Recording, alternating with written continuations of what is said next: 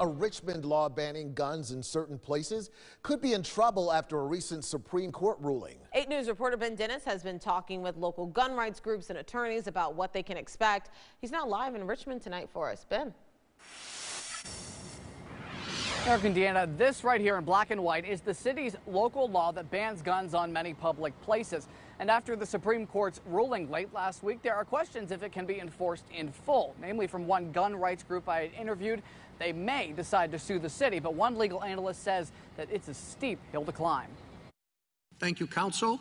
The case is submitted. A landmark ruling from the U.S. Supreme Court late last week. A majority of justices said New York could not require someone to show proof of a specific need to get a gun license in order to carry in public. Here in Richmond, the city has a ban of its own. Now, local laws making concealed carry harder are up for more debate. Here's the local law in focus, posted outside of Richmond City Hall. No guns or ammunition on any public street, road, alley, or sidewalk, or public right-of-way. Yeah, we think that's all going to be toast. Philip Van Cleve heads gun rights group, the Virginia Citizens Defense League. He says he considers suing the city of Richmond over the law, something he's done in Winchester over a similar law. We have a right to protect ourselves, and just because a bunch of people are gathered together doesn't nullify that right. But Richmond attorney John Rockacharlie says because the Supreme Court said states can regulate the possession of guns in some instances, RVA may have the upper hand. I think it would pass